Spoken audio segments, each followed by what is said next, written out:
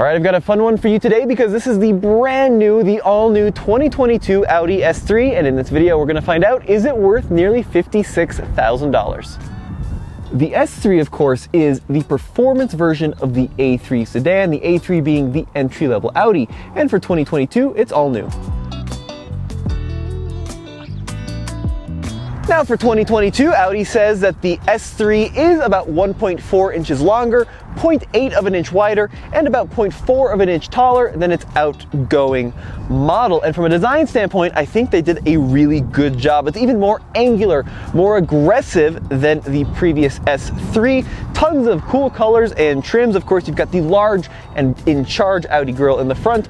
All A3s and S3s have standard LED headlights, but depending on the trim, there are a couple of different configurations. Now the S3, of course, has more aggressive front fascia vents, which look great. It's got standard 18-inch wheels. It has a black roof, and in the back, quad exhaust, just to let people know you're driving something a little bit special.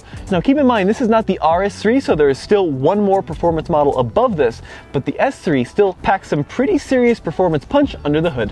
So what you'll find is a 2-liter transversely mounted 4-cylinder engine with a turbocharger and bright red accents on the cover. This makes 306 horsepower, just under 300 pound-feet of torque.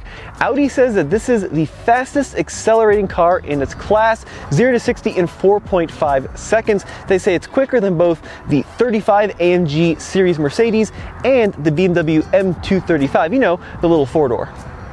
Now, something that you typically see on an RS product has actually made its way down to the S3, the brakes. Enormous brakes, 14.1 inches, and they're cross-drilled. These things are absolute anchors when you go to step on them. Driving the new Audi S3, and now for the question everybody wants to know. How does it accelerate? So when they come to a stop, I've selected dynamic mode on the drive select, and I'm just gonna floor it in 3, 2, 1, full throttle. And there's the power, right about 3,500 RPM. This thing scoots.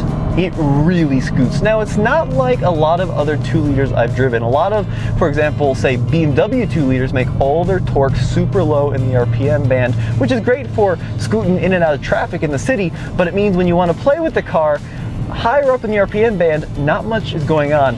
Not this S3. This thing is an absolute ride, about 4,000-5,000 RPM, right where you want that engine to sing. It just rockets away. It actually sounds pretty good too. Some 2-liter turbos kind of sound like vacuum cleaners. This thing, yeah, they did a pretty good job with it. The power from the turbocharged 4-cylinder is sent to all 4 wheels. Quattro all-wheel drive is standard on the S3 via a 7-speed dual-clutch automatic transmission. So let's dive into the interior, and the first thing you notice in this S3, the seats. These are so cool. This is an optional $1,250 Napa leather seat, but they are quilted. You have contrasting stitching. They feel so good. Very adjustable. The seats, especially with the Napa leather, one of the best parts of the interior. From a fit and finish standpoint, I think Audi has done an excellent job of making the entry-level performance car, the S3, feel very premium. So the steering wheel feels just as good as a high-end RS or S car from Audi. The actual dash materials feel really good. Everything you touch, super solid. Something you don't get in some of these other entry-level luxury vehicles. They really did a nice job with the fit and finish. Now the overall design, I think a little bit too simplistic, at least when we look at the dashboard. Just kind of basic square vents, not a lot of kind of curves or creases or stuff like that. They probably could have made it a little bit more interesting, but at least it feels extremely well put together. Down here in the center portion of the vehicle, piano black finish, which is not my favorite, but I do like the red surround on the start button, foot on the brake, and of course it glides into life. Now down here, you'll also notice this shifter.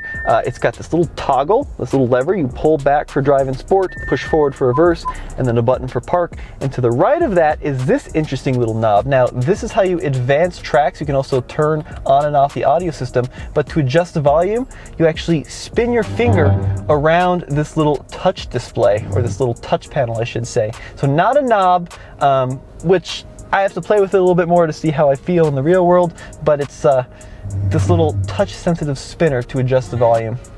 All S3s come equipped with a 10.1-inch touchscreen display, extremely high resolution. If you're used to other Audi MMI systems, this will probably make sense pretty quickly. Now, of course, you do have Audi Drive Select with various modes to select from. You can also cycle through different driver assistance functions. From a media standpoint, it does have wireless Apple CarPlay, phone connectivity, and then this one is also equipped with navigation. One of the best parts about modern day Audis is the central display, the instrument cluster. This has the optional 12.3-inch screen, very configurable, and it looks fantastic, especially in the navigation mode when you go full screen. Just look how cool that looks. It looks like you're piloting a fighter jet, but there are various different displays and views.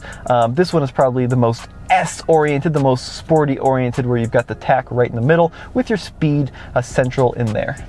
One thing I would like to see is an optional panoramic sunroof. You do have this small sunroof with, of course, a shade. It does work, it is functional, of course it opens, but a full pano would have been nice, especially on a total redesign.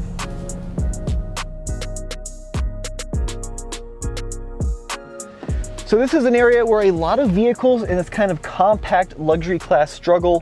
Rear seat legroom. Now I'm 6'1". Check out that knee room, even with my driving position and these performance seats. Very good knee room, but headroom is definitely compromised. So I'd struggle on a longer trip back here given the headroom, but at least the legroom is good. And of course, it is a full 5-seater with a fold down center console. And I do like how they continued the diamond quilting back here in the rear seats.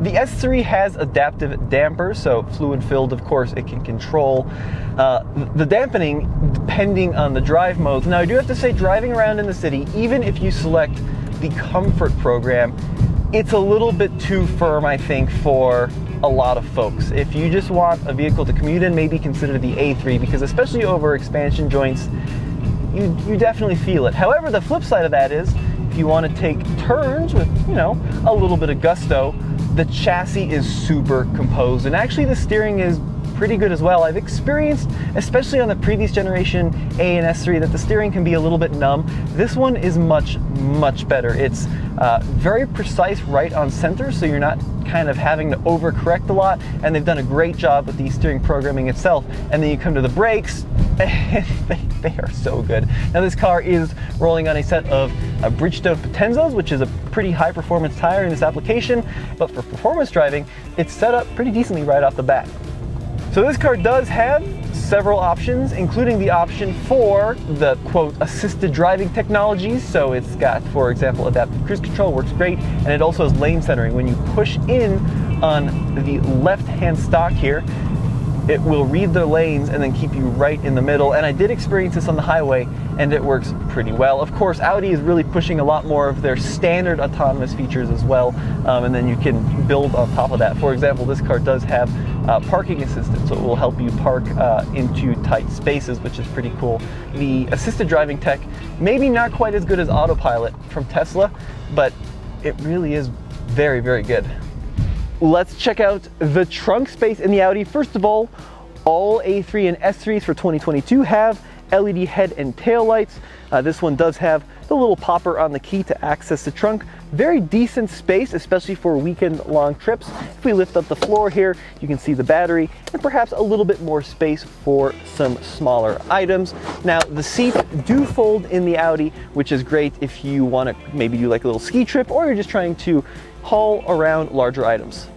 So pricing wise, the S3 starts at $44,900. This one, of course, so has a number of options, which brings the total price to $55,890. Fuel economy, 27 combined, 23 city, and 32 miles per gallon highway.